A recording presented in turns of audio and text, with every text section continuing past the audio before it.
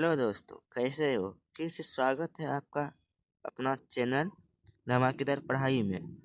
आज मैं आपके लिए लेके आया हूँ क्लास 10 के साइंस का तीसरा चैप्टर यानी कि धातु एवं अधातु। इंग्लिश से बोलते हैं मेटल्स और नॉन मेटल्स का बहुत ही जरूरी, बहुत इजी टॉप 20 क्वेश्चन। इसमें से कुछ हम आज सब्जेक्टिव पर भी बात करेंगे। पहले इस चैप्टर के मेन जो ऑब्जेक्टिव है उस पर आगे बात करेंगे, फिर कुछ सब्जेक्टिव जो है जो 5 नंबरिया 3 नंबरिया में आ सकता है वो भी 1-2 क्वेश्चन लेके आया हूँ, वो भी बात करेंगे। और आप चलिए दोस्तों, आज का पहला क्वेश्चन देखते हैं। पहला क्वेश्चन में पूछा है कि शनिवार किसका अयस्क है। तो आप लोग यदि धातु और अधातु पढ़े हैं तो इसका आंसर आप लोग कमेंट कीजिएगा जरूर, तब तक मैं सॉल्व करता हूँ इसका। शनिवार किसका अयस्क है? इसमें ऑप्शन ए है तांबा, ऑप्शन बी है पारा, ऑप्शन सी है सल्फर, ऑप्शन डी है सिलिकॉन। तो इसका आंसर आप लोग भी कमेंट कर दीजिए। कोई देर रुकते हैं तब तक आप लोग इसका आंसर कमेंट कीजिए। किसी को पता है तो ज़रूर कमेंट करें, ताकि इस तरह में पढ़ने में थोड़ा मज़ा अलग आता है। चलिए आज का इसका आंसर बताता हूँ। इसका आंसर होगा पारा।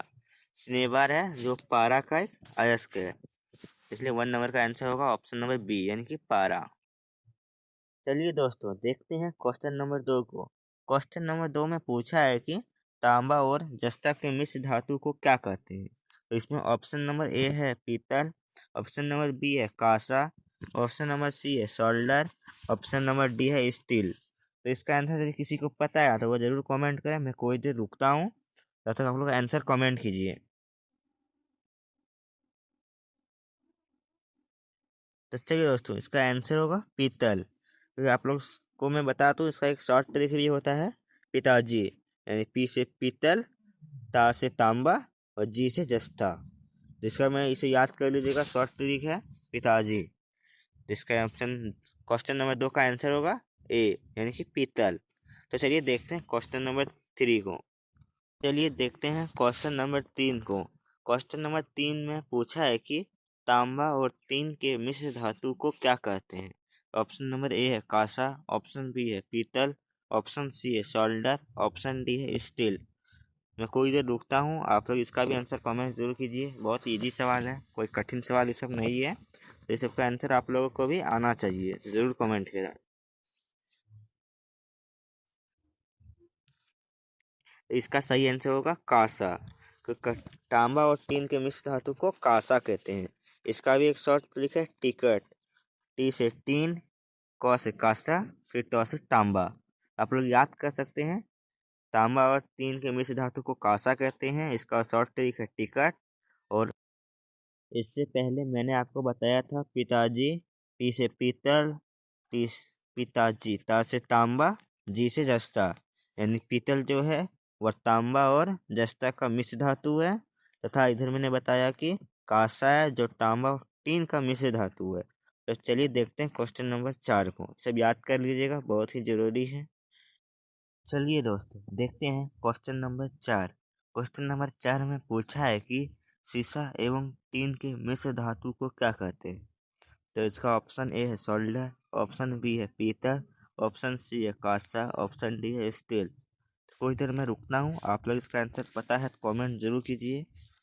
कमेंट करने में डरना नहीं है। कमेंट आप लोग 4 के कीजिए, सब्सक्राइब कीजिए चैनल को और लाइक कर जरूर करें।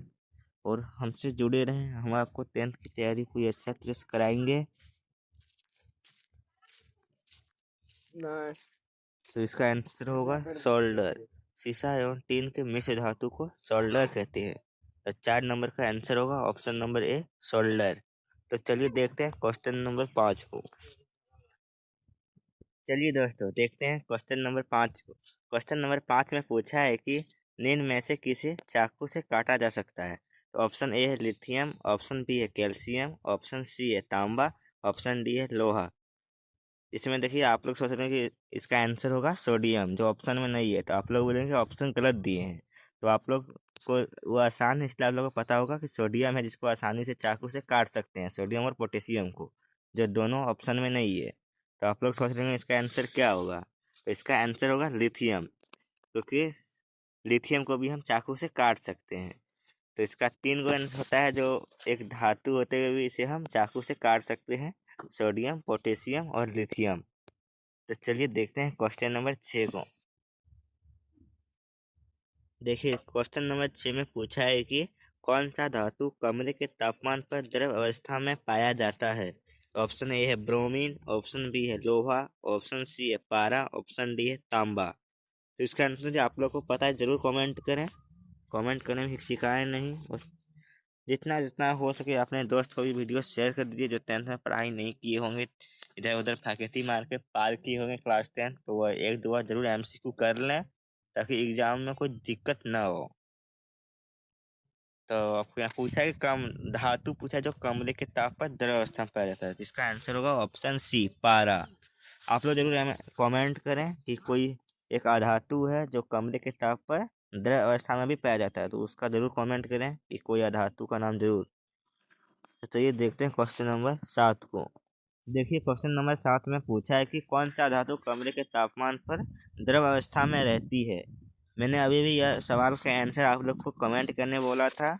देखिए ये सवाल मैंने दे भी दिया है। ऑप्शन ए है ब्रोमीन, ऑप्शन बी है पारा, ऑप्शन सी है तांबा, ऑप्शन डी है एल्यूमिनियम। तो इसका आंसर आप लोग कमेंट कर दिए होंगे या फिर नहीं किए होंगे, तो मैं बता दूं, इसका आंसर होता है ब्रोमीन। ब्रोमीन एक ऐसा धातु है जो कमरे के तापमान पर द्रव अवस्था में पाया जाता है। तो चलिए देखते हैं क्वेश्चन नंबर 8 को। देखिए दोस्तों क्वेश्चन नंबर 8 में पूछा है कि सबसे कठोर तत्व कौन है। तो ऑप्शन ए है कार्बन, ऑप्शन बी है हीरा, ऑप्शन सी है सोना, ऑप्शन डी है चांदी।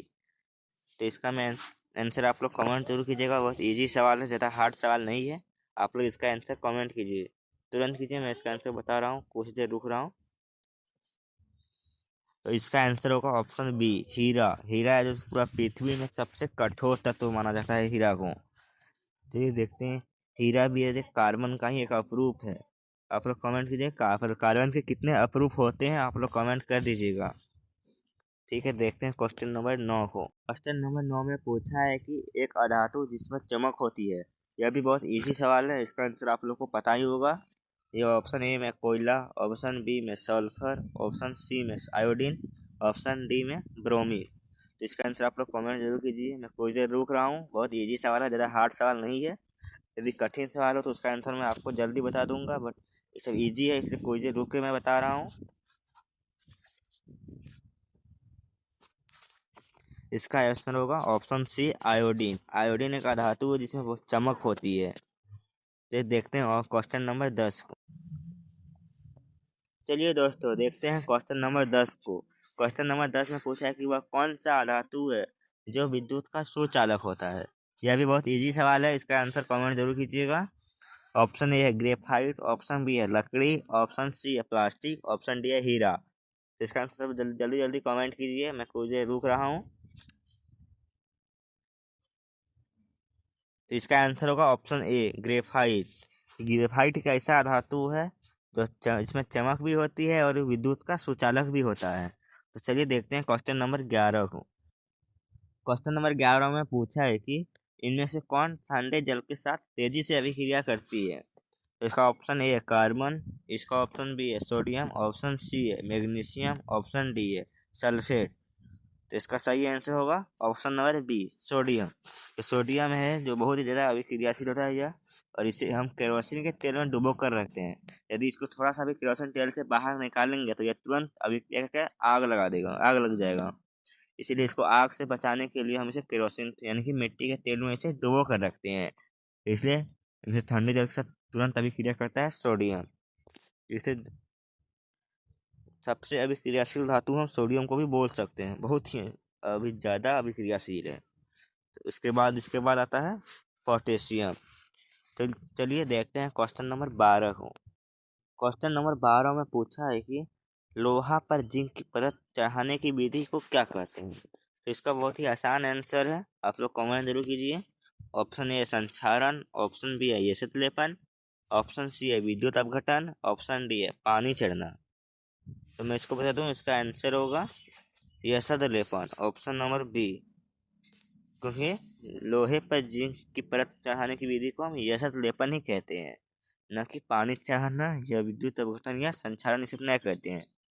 इसका आंसर यशद लेपन कहते हैं। चलिए देखते हैं क्वेश्चन नंबर 13 को। क्वेश्चन नंबर 13 में पूछा है कि कौन सा धातु हथेली पर रखने से पिघलने लगती है। ऑप्शन ए है हीलियम, ऑप्शन बी है आर्गन, ऑप्शन सी है लोहा, ऑप्शन डी है गैलियम। तो इसको मैं बता दूं आंसर, इसका होगा ऑप्शन डी गैलियम। तो गैलियम एक ऐसा धातु है जिसको हथेली पर रखने पर वह तुरंत पिघलने लगता है। चलिए देखते हैं क्वेश्चन नंबर 14 को। दोस्तों क्वेश्चन नंबर 14 में पूछा है कि सर्वाधिक तन्य धातु है। ऑप्शन ए है सोना, ऑप्शन बी है तांबा, ऑप्शन सी है चांदी, ऑप्शन डी है एल्यूमिनियम। ये भी बहुत इजी सवाल है, इसका आंसर आप लोग को पता ही होगा। इसका आंसर होगा सोना। तो सबसे ज़्यादा ही तन्य धातु सोना होता है, जिसके 1 ग्राम सोना से हम 2 किलोमीटर का पतली तार भी बना सकते हैं। इसे बहुत ऑब्जेक्टिव सवाल है, पूछ सकता है कि 1 ग्राम सोना से कितना किलोमीटर हम तार बना सकते हैं, या फिर मीटर में भी पूछ सकता है। इसको ही आप लोग मीटर में चेंज कर लीजिएगा। 1 ग्राम सोना से 2 किलोमीटर का हम तार बना सकते हैं सोने। और मैं बता दूं कि सबसे अच्छा विद्युत का सुचालक करता है चांदी की तार। उसमें बहुत ही अच्छा से करंट जाता है, बहुत ज़्यादा वोल्टेज में, इसलिए। बट वो महंगा होने के कारण लोग तांबा का ही तार लगाते हैं घरों में, और चांदी का तार चोरी भी हो सकता है, इसीलिए लोग सस्ता और वो भी अच्छा बिजली सुचालक करता है, इसलिए तांबा का तार लगाता है लोग। लेकिन चांदी का तार बहुत ही अच्छा होता है घर की बिजली के लिए, बट बहुत महंगा भी होता है। चलिए देखते हैं क्वेश्चन नंबर 15 को। क्वेश्चन नंबर 15 में पूछा है कि निम्नलिखित में से किस धातु को केरोसिन में डुबो कर रखा जाता है। तो इसका मैंने आपको पहले ही बता दिया था।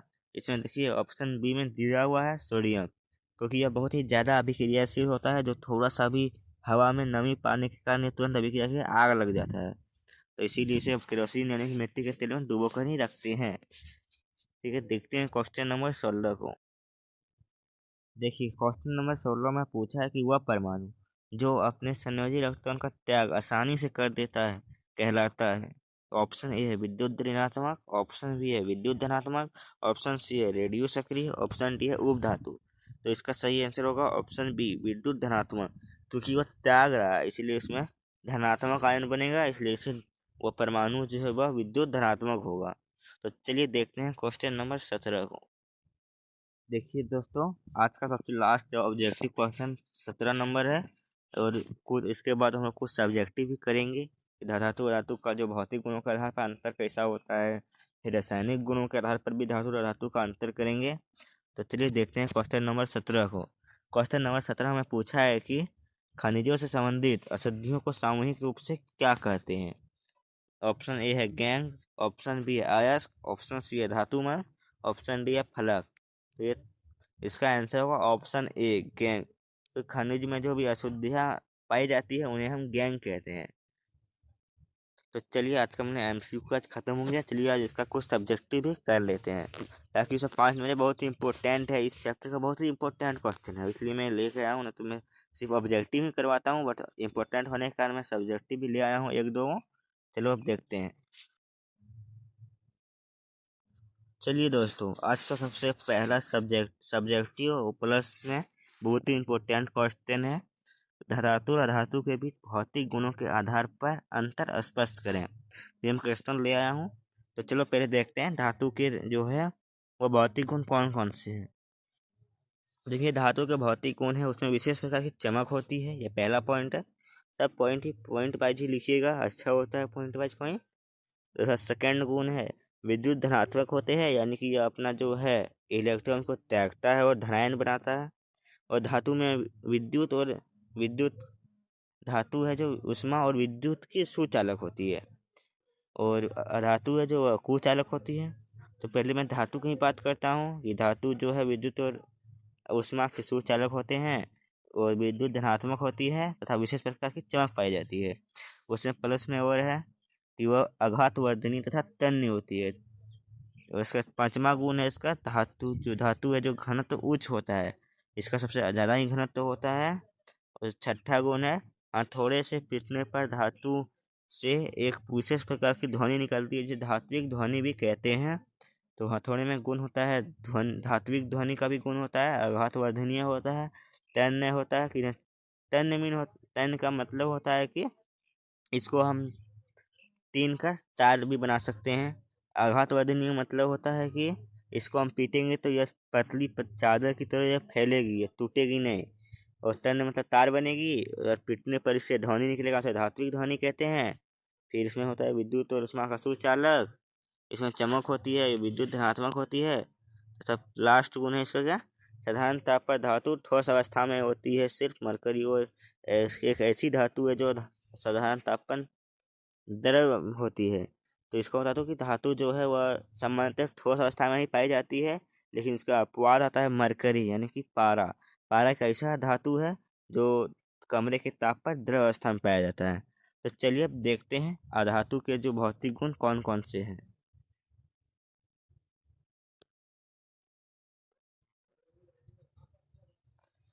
देखिए अधातु का पहला भौतिक गुण है कि इसमें चमक नहीं होती है। अपवाद में आयोडीन और ग्रेफाइट होती है जिसमें चमक होती है। मैंने आपको पहले ही बताया था कि ग्रेफाइट और आयोडीन है जो एक अधातु होते हुए भी इसमें चमक पाई जाती है। दूसरा है अधातु विद्युत ऋणात्मक होती है, सिर्फ हाइड्रोजन धनात्मक होता है। तो धातु को होता है वह विद्युत धनात्मक होता है, लेकिन अधातु है जो विद्युत ऋणात्मक होता है। इसका अपवाद में एक आता है हाइड्रोजन जो धनात्मक होता है। चलिए देखते हैं तीसरा पॉइंट।